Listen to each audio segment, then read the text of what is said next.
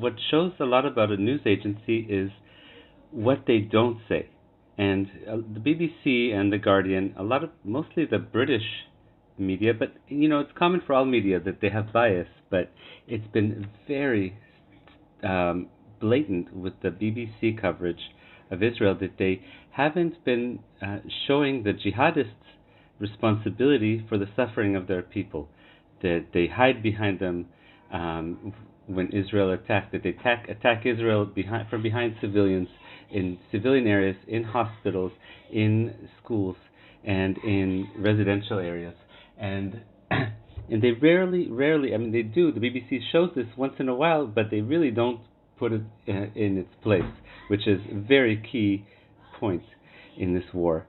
And but sometimes the news agency's reputation, which BBC has an amazing reputation, so I've been shocked lately to see their reputation is so they don't seem to care about doing good news, because they have been taking Hamas's lies as truth over and over and over and over and over and over and over again, and then reporting it. And they even know that Hamas is pretending to make video footage, and yet they show it. And some of it's real and some of it's not. And you can't report something unless you know it's true, unless it's been fact checked to a reasonable amount.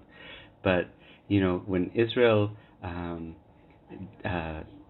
didn't attack that hospital, it turned out, after the BBC had announced that Israel attacked the hospital with rockets, then sorry, but all of our people think that Israel attacked the hospital, all of our subscribers, and the people who use those videos in their outreach. And then when Hamas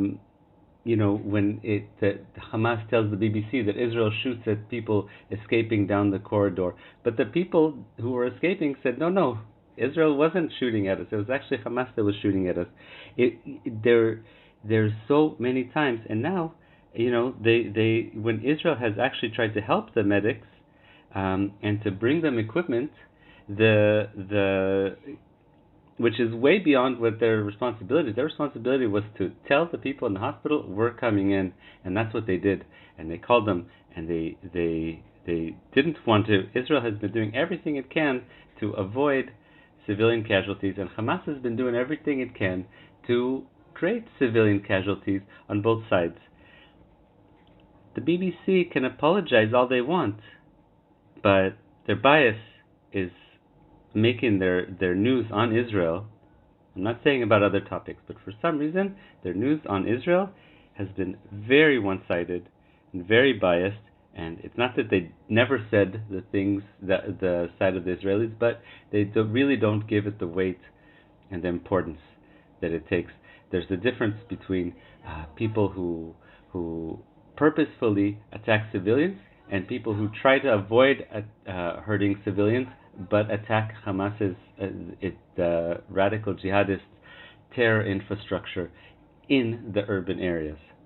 It's a huge difference, and the BBC has not been doing its job. It seems to me that if Reuters hadn't done their fact-checking and just took Hamas's word as truth, and then they reported on it, and BBC took a Reuters report and didn't fact-check, what are these people doing exactly?